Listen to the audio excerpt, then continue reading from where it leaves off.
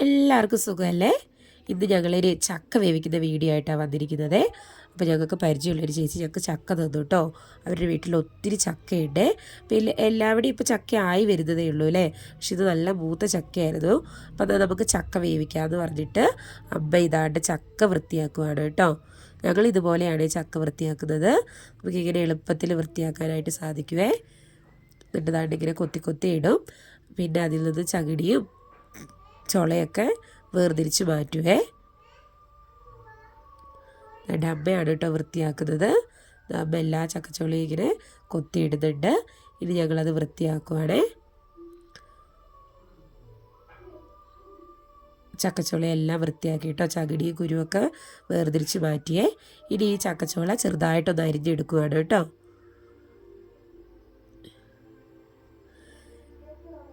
എല്ലാ ചക്കച്ചുളയും ചെറുതായിട്ട് അരിഞ്ഞതിന് ശേഷം അതിലേക്ക് വേണ്ട അരപ്പിനായിട്ട് അരമുറി തേങ്ങയും കുറച്ച് മഞ്ഞൾപ്പൊടി, കുരുമുളക് പൊടി, ചെറിയുള്ളി, ഒരു കഷ്ണം വെളുത്തുള്ളി, കാന്താരി മുളക് കേട്ടോ, പിന്നെ കുറച്ച് കറിവേപ്പിലയും കൂടി ഇട്ടിട്ട് ചെറുതായിട്ടൊന്ന് ചതച്ചെടുക്കുവാണേ. ഞങ്ങൾ ചക്ക വേവിക്കുന്നത് കുക്കറിലാണ് കേട്ടോ.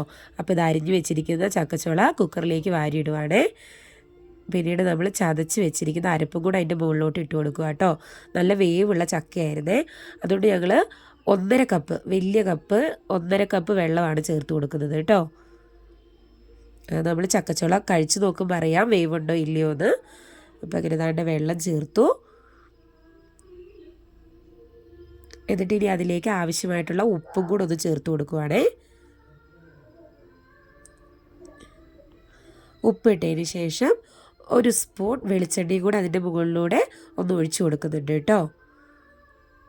എന്നിട്ട് ഇതാ കുക്കർ അടച്ച് ഗ്യാസയിലെടുത്ത് വെച്ചു കേട്ടോ വേവിക്കാനായിട്ട്. 2 വിസിലിൽ ഞങ്ങൾ നിർത്തി കേട്ടോ. എന്നിട്ട് നാട്ടെ കുക്കർ തുറന്ന് നോക്കിയേ. അപ്പോൾ ചക്ക വെന്തിട്ടുണ്ടായിരുന്നു, നന്നായിട്ട് വെന്തിട്ടുണ്ടായിരുന്നു. ഇനി ഇത് നല്ലതുപോലെ തുടുപ്പ് ഉപയോഗിച്ചിട്ട് ഒന്ന് കുഴച്ചെടുക്കണം കേട്ടോ. അപ്പോൾ അതാണ്ട് അമ്മ നല്ലപോലെ ഒന്ന് കുഴച്ചെടുക്കുവാണേ. ആ ചക്ക വെന്തതിൻ്റെയൊക്കെ നല്ല മണം വരുന്നുണ്ടായിരുന്നു കേട്ടോ. അപ്പോൾ അതാണ്ട് അമ്മ നന്നായിട്ടൊന്ന് കുഴച്ചെടുത്തു. ഇനി ഞങ്ങൾ ചൂടോടെ കഴിക്കാനായിട്ട് പോവുകയാണേ. അപ്പോൾ ചക്കയ്ക്ക് ചൂരക്കറിയാണ് കേട്ടോ ഞങ്ങൾ ഉണ്ടാക്കിയിരിക്കുന്നത്.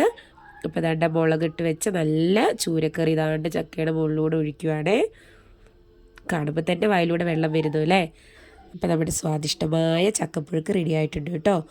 അപ്പോൾ വീഡിയോ ഇഷ്ടപ്പെട്ടാൽ എല്ലാവരും ലൈക്ക് ചെയ്യാനും ഷെയർ ചെയ്യാനും സബ്സ്ക്രൈബ് ചെയ്യാനും മറക്കരുത് കേട്ടോ.